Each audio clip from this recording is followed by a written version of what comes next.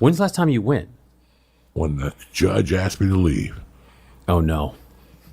January of 97. You've got to get... Why haven't you done comedy up there? Because I have got a warrant up there. Oh, you're not allowed to? No. It all started with a jaywalking ticket in the U District. You got a jaywalking ticket in the U District? 4 of them came up to me on bicycles and skidded out like I had committed a crime. You would have thought I killed somebody. Wow. With bicycles pulled up next to me. There used to be a movie theater in the U District. So now the U District is this way. Bruce Lee School was over here and all this shit. Yeah. If you went that way, like there was a movie theater. You mean the Neptune, the big old one? There's an old one where I went to see. Neptune was old. Yeah, old. I went to see Things to Do in Denver When You're Dead there and a couple other movies. Then there was a bigger one. That's where I went to see The Bodyguard and I wonder which some one shit like that. Wasn't the Grand Illusion? That was a tiny one. Oh my God, it was just so you walked across the street, these cops started with a jaywalking ticket. And it just escalated after that. Just escalated. Then the jaywalking ticket, I didn't go to court because I figured who gives a fuck about a jaywalking ticket. They came and got me. They knocked on your door. And said, you have a $300 warrant. They handcuffed me with pajamas on, took me down there, and then I got in trouble with a girl. We got into an argument, so they said it was harassment, that we were yelling at each other over a parking spot. Oh, my gosh. Then I got accused of having a stolen car.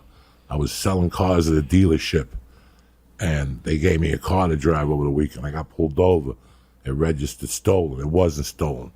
The bank had, so it was held in the weekend. I just had the worst 2 years of my life up there. So if you go up there now, you get arrested for what? Failing to go to anger management class in 1997. If anyone in Seattle is listening, if there's a judge up there, I know you guys are very busy right now, but please allow Joey back to see the place. Can you fucking believe that? That is crazy. So I can go to Portland. It's a non-extraditional warrant. I can basically go to Portland and Idaho. I can't go to Seattle. And I got into a fist fight at the Underground, which really wasn't my fault at all.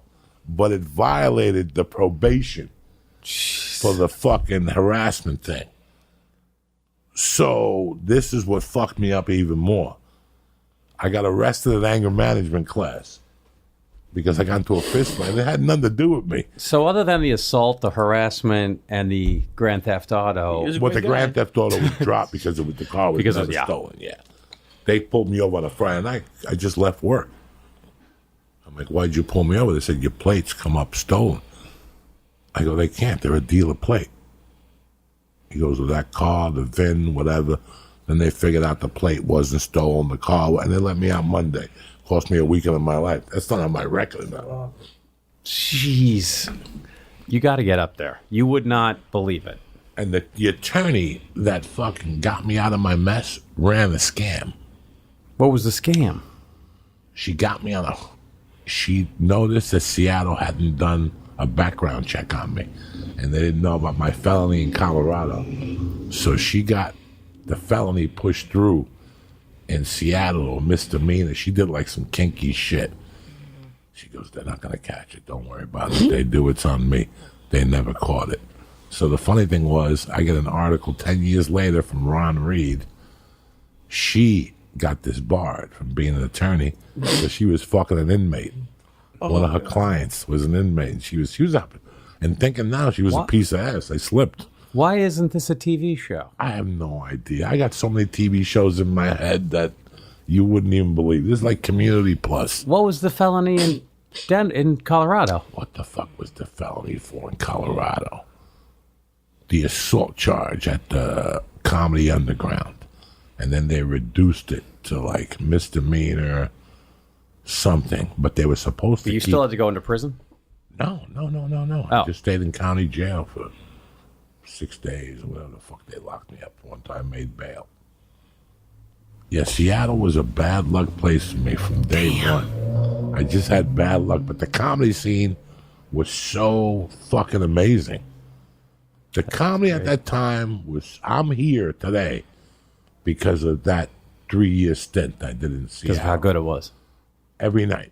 From Wenatchee, the Tri-Cities, fucking Victoria. You drove all over the place. Everywhere. For those listening, the Tri-Cities is not a suburb of Seattle. No. That's a 4-hour drive. Yeah. Without I drove traffic. to Spokane. I had a car that the exhaust was broken. So it would blow the exhaust in the car.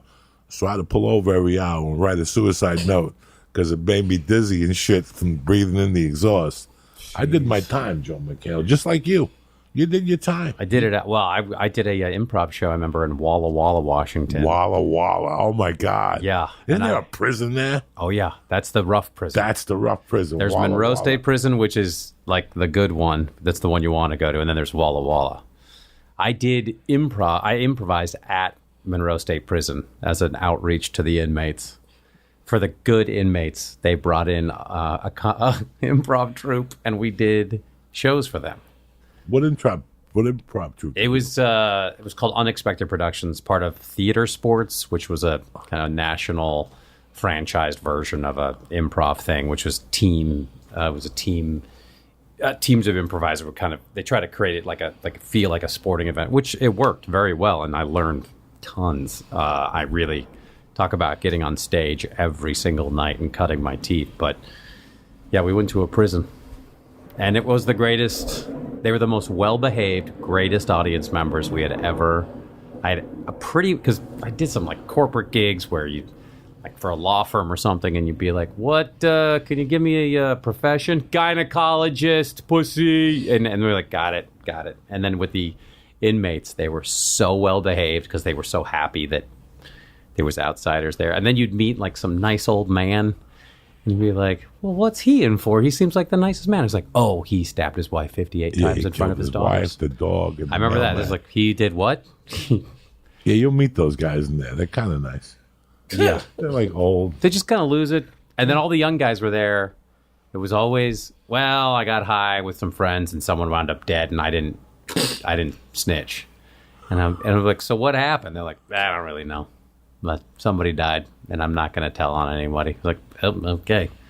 But it was the first time, like, people who had been there for 30 years, they'd be like, tell me about what cars are like now. And then you're like, well, they're like cars always were. They're like, yeah, but like the stereo and like you explained. And I was like, oh, right. You don't have any of this stuff. So strange to explain. Yeah. They were sweet guys. And they were all in the program to do to get out. But I remember like one woman, she was like, oh yeah, that guy just got in. He just, it was like he killed 3 people in a drive-by. And he's like, he's in for life. I was like, oh my gosh. I was like, how old is he? They're like, he was tried as an adult. He's 17. I'm like, okay. Wow. Yeah. Crazy times. It really is.